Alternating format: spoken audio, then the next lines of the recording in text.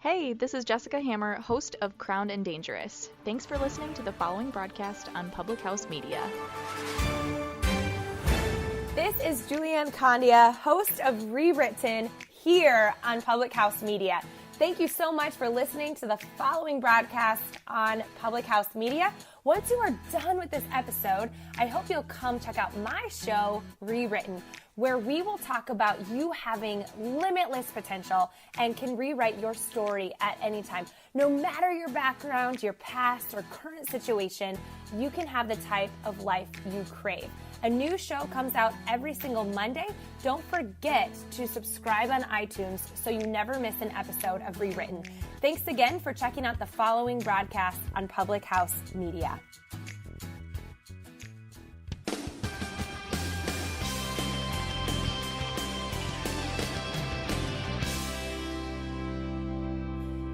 Welcome to How to Write Good. I'm your host, Daniel Poppy. You can find out more about me at danielpoppy.com. You can also check out How to Write Good on Facebook or Twitter or that other thing. I can't remember exactly what that's called because I'm blanking.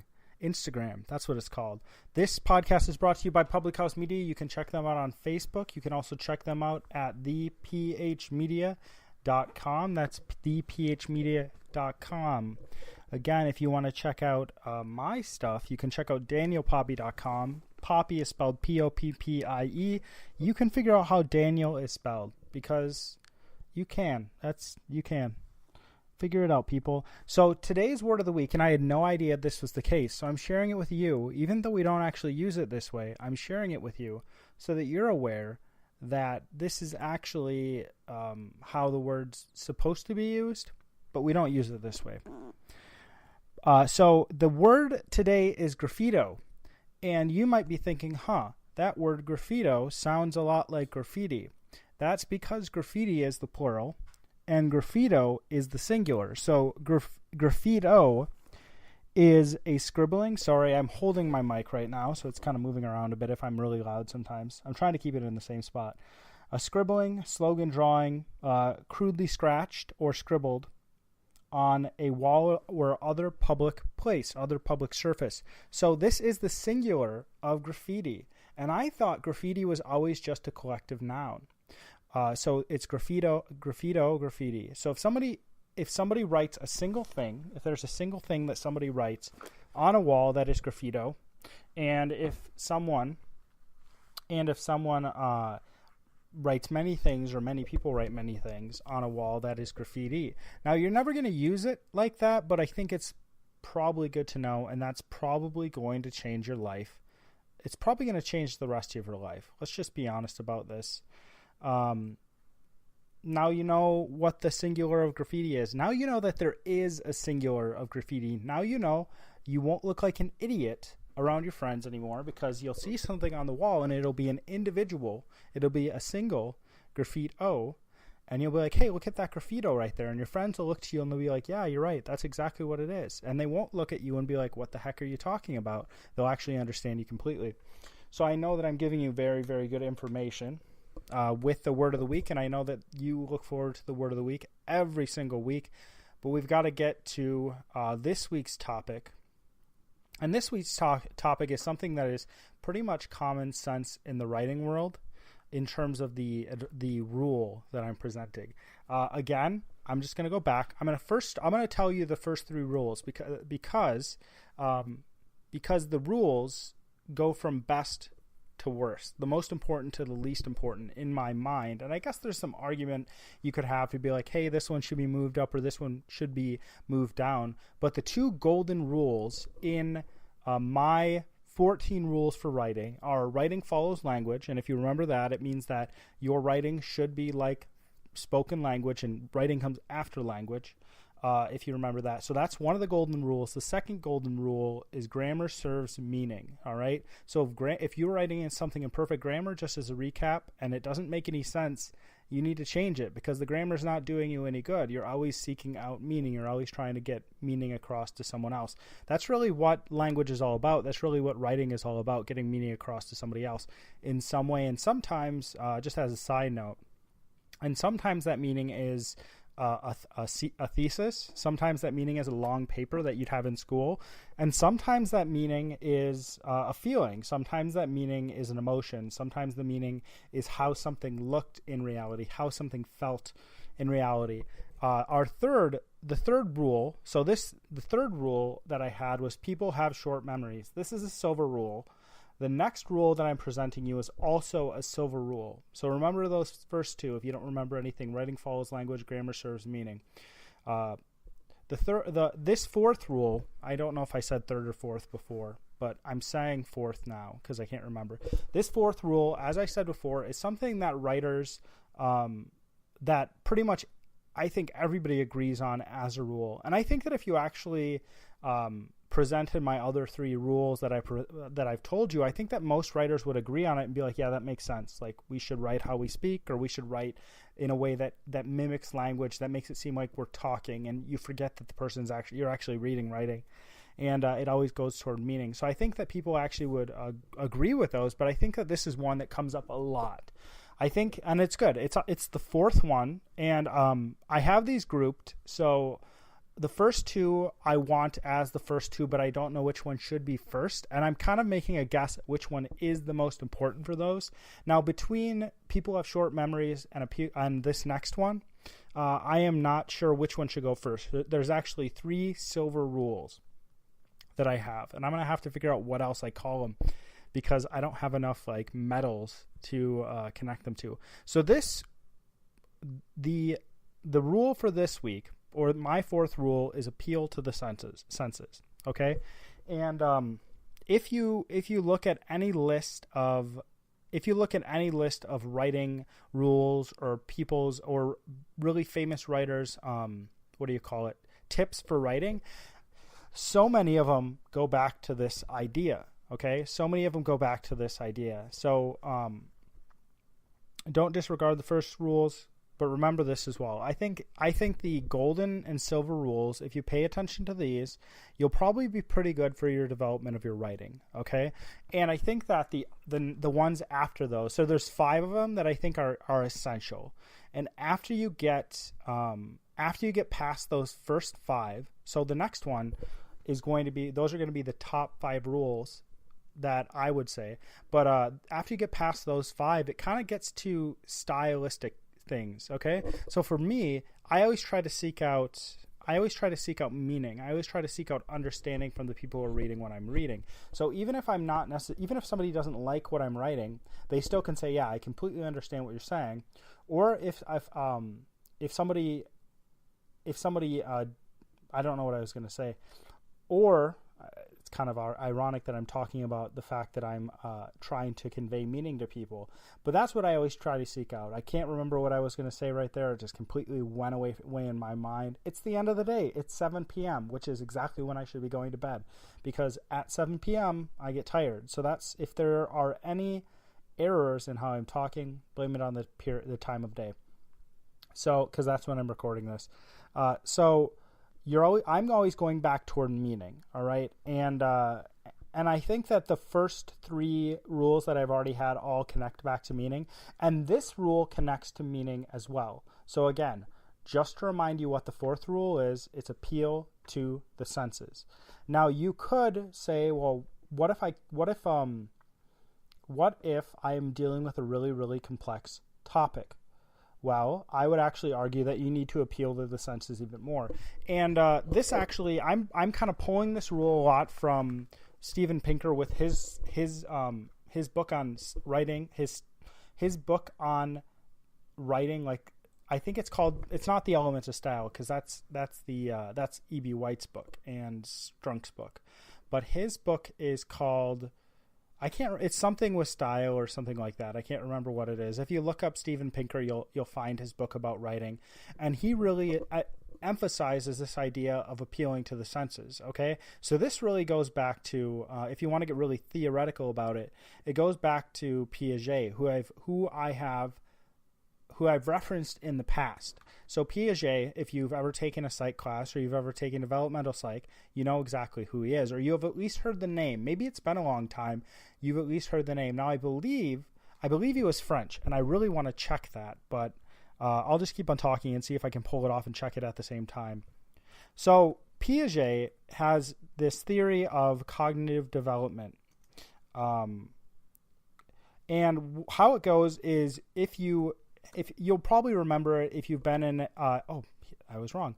If you've been in a class in a developmental psychology class, you've probably heard of Piaget, and you've probably heard of pre-operational, operational, concrete operational, post or things like that. Okay, so what he talks about is this idea that that people have these developmental stages.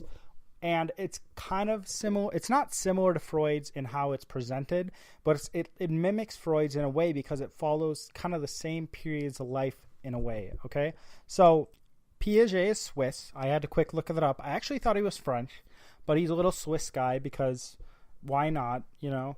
And his four, and I was a little wrong. I may have misspoke. I said post-operational. It's not post-operational. It's just everything is post.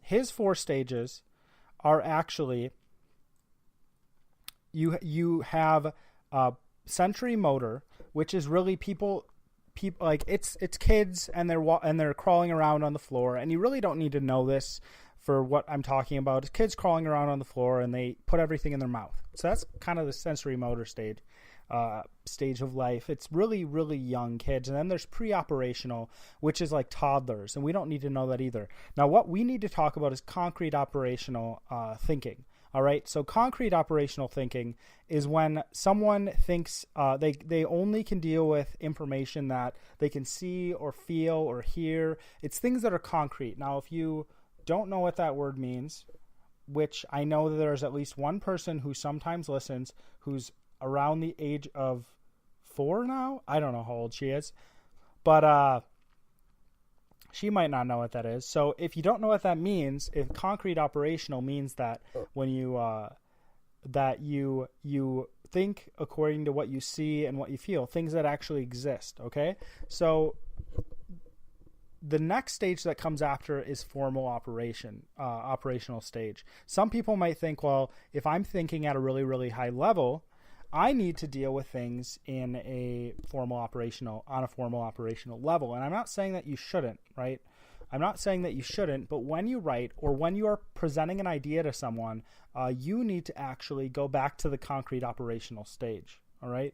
Not your own thinking, but how you explain it, because it's even if you're talking to someone who is a really, really high level thinker, it's going to be easier for them to grasp that concept and then launch it into their higher level thinking if they understand it like in a concrete way first, because then they can take that idea and then they can like play around with it, and then they can shape it to they can understand it, and then they can like kind of conform it to how they think about things. Now, this also goes along with another idea of his. So he had this idea that with concepts, you can think of a concept like you have a closet, and your brain is kind of like a closet, or you have multiple closets. Let's actually say it like that. You have multiple closets, and each big huge type of idea is one closet. Okay, so you have like scientific, or you have psychology, because we're kind of talking about psychology right now, or you have literature, and that's another completely different closet. So you have like your shoes in one closet, you have your coats in another, you have all your hats, because you have about 600 hats, you have those in another closet, and then you have a closet for your pants, a closet for your t-shirts, a closet for your neckties, a closet for your bow ties, because that's important. Now, what I'm saying is that each of these closets are a different, bigger concept. If you don't know this already, if you understand something within a system, so you don't just understand an individual fact, but if you are studying history, this happens a lot. In some cases, for some classes, it happened a lot to me. There's like specific dates you had to know, and these dates just kind of sat there. They were super isolated, and it was really, really hard to remember those dates because they were always really, really isolated, because they're kind of really arbitrary, actually. Now, I always had a hard time remembering those dates, but I never had a hard time remembering the actual events. Now, the reason why the dates are hard to remember is because they're just an individual thing, and they don't really they're not connected to the actual thing that's happening, right? A date, it could be, so in 1570 was the Protestant Reformation, right? So I remember that the Protestant Reformation was in 1517 because it's just drilled into my head. Or you remember, 1492 is when Columbus sailed, or different things like that. There's certain dates that are really, really easy to remember. December 7th is another one. But the reason why these are really easy to remember is because we hear them so stinking often. There's other dates that you're not going to remember. I don't know when Napoleon fought the Battle of Waterloo, for example. I know that he did. I don't know when he was banished. I think he was banished. I'm not certain about that, so I don't want to say, he was banished, then somebody's like, actually, you're wrong. So I'm not positive, but he was banished to, I can't, no, it wasn't Corsica. That's where he's from. But, I don't know when, I can't remember the exact date that Rome was sacked, or different things like that. But I do know the events, or I do at least know a little bit about the events. And when I start to recall those in my mind, they're a lot easier to remember. Okay. So if you remember something in isolation, it's a lot harder to remember. But if you remember it as connected to some other thing, it's a lot easier to remember. It's a system. It's a system rather than just an individual idea. So it's kind of the same thing with what I'm talking about here with Piaget and concrete operations. Okay, so what a person has to do is they actually have to have that framework. They have to have, so to think about science, or let's just say botany. To think about botany on a really, really high level, you have to have your botany closet. And what you do is you get information about your botany, and then you put it on a hanger and you hang it up in the closet, right? Another way to think about this is a frame, like a framework, okay? You can't build a house unless you actually build a framework first, and then after you build the framework, you can attach all the different things to it, and you can make it however you want. You can make it look a lot different in a whole bunch of different ways. You have to have a groundwork or a framework first before you start actually building. So that's what I'm saying right here. So what you are doing, if you want to think about it like in a theoretical way, is you are creating a framework using concrete operations. Okay, it's not the exact ideas that are maybe it's not a perfect representation of what you're trying to talk about, but if you're talking about someone, most people don't know about most things, right? Most people, there's some people who know a lot about everything, but it's very, very little, and they're not experts.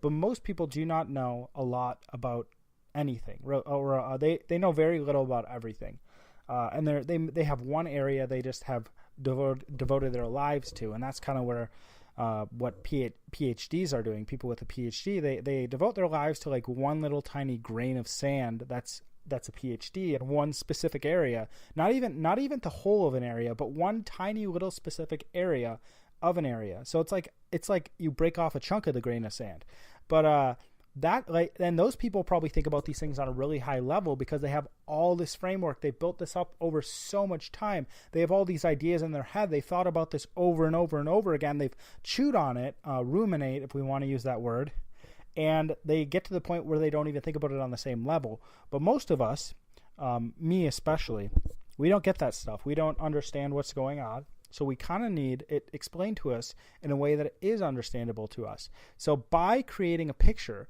by making an analogy, for example, and this is probably a bad analogy, but you could say, flying a plane is kind of like playing a piano. You've got to press the right buttons so you get the correct thing happening.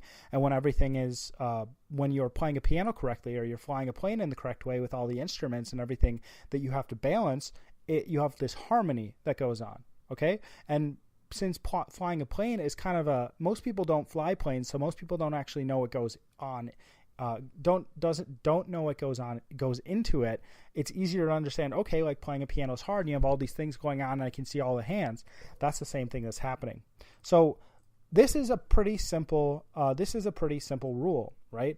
If you are talking about something and you happen to be talking about it in a way that does not connect to the concrete, it's going to be harder for people to understand it. One way that you could do this, where you could fail in this area, is you take something that isn't a noun and you turn it into a noun. Okay.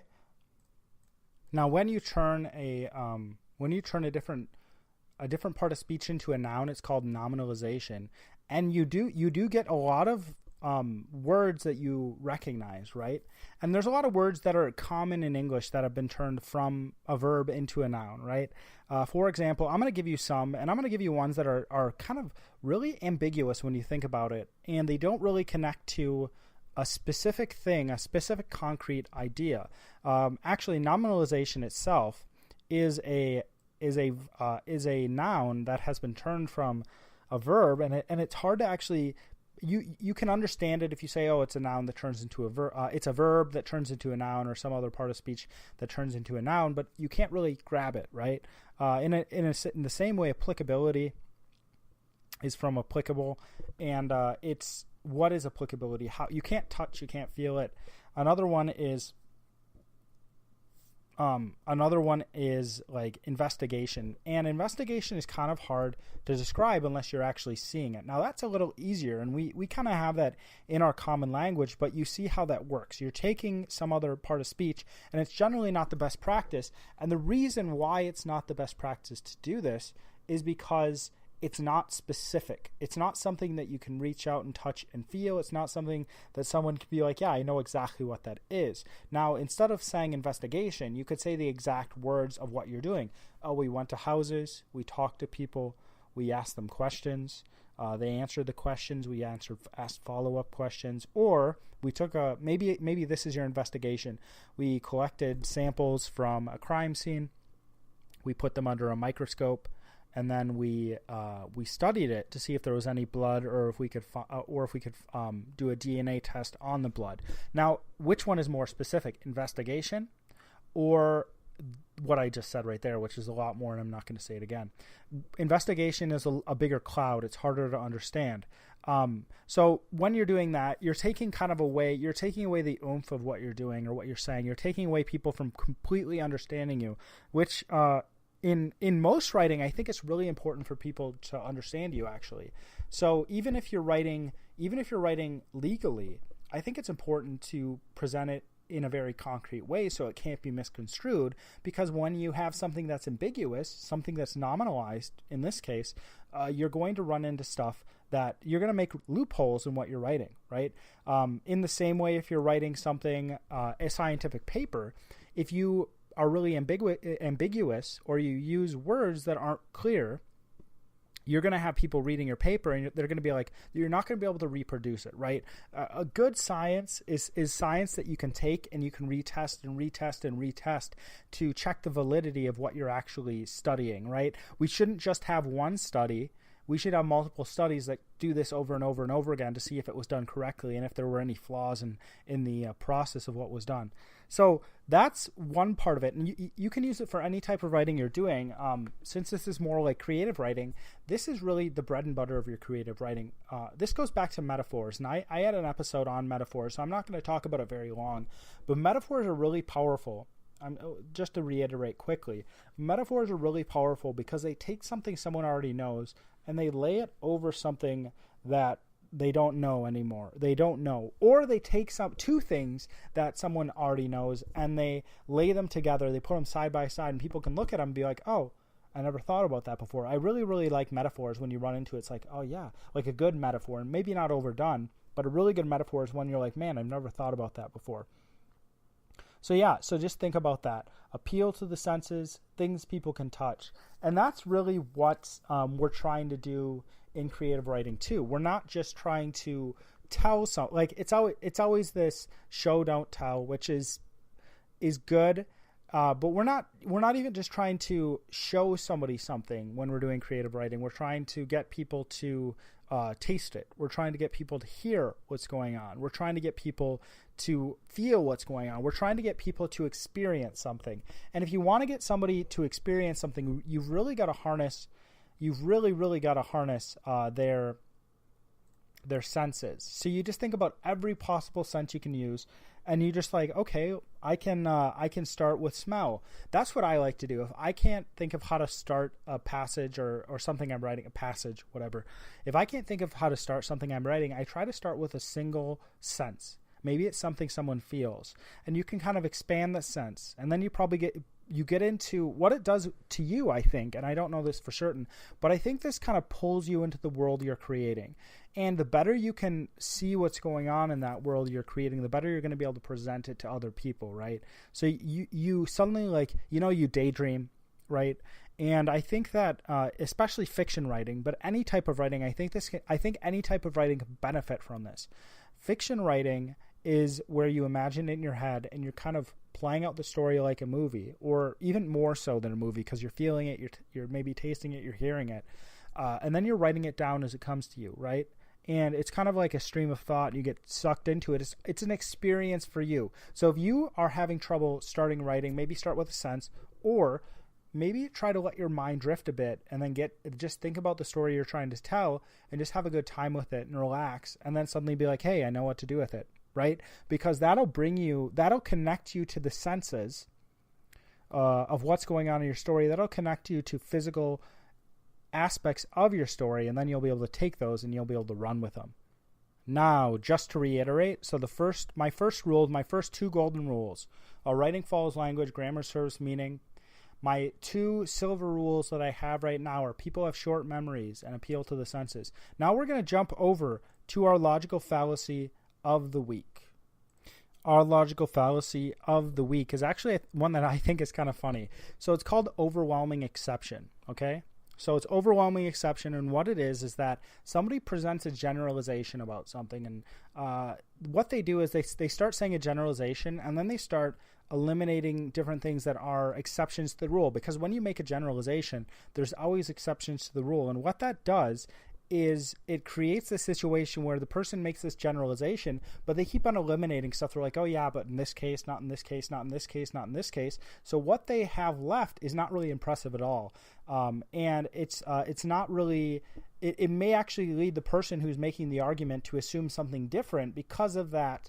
The generalization isn't as strong as they thought it was. One thing this reminds me of, which actually it isn't a fallacy, it's just something we've stated as to help us out. And I don't know why. I don't know if this has changed because of the changing language, or this is just something that has always been the case and we haven't realized it. But it's the I before C, I before E except after C, right? That's in the English language. That's kind of a little rhyme you can use to remember how to spell certain things. But I believe it's the case. I may be wrong about this, but I believe it's the case that there are actually more exceptions to the rule than there are I before E, except there are I before E's, right? So that's really, really funny. And that kind of, if you can't remember what it is, if you can't remember what that fallacy is again, it's the overwhelming exception, and I hope that idea of I before E except after C helps you out. So that is all I've got for you this week. I hope that you have a good rest of your week. I hope whenever you're listening to this, because you could be listening to this 2 years after it's put out, really. But I hope that you have a good week, and I hope that this is helpful in your writing. Like I've stated before again and again and again with these rules, I'm trying to actually find rules that are helpful to people. And you may not find this to be really helpful. You may find it to be something that it's like, well, this isn't really helping me. You didn't give enough of an explanation. And I hope I did. My goal is really to present these things in a way that anyone can, or almost anyone can understand. All right. As always, my name is Daniel Poppy, and this is How to Write Good.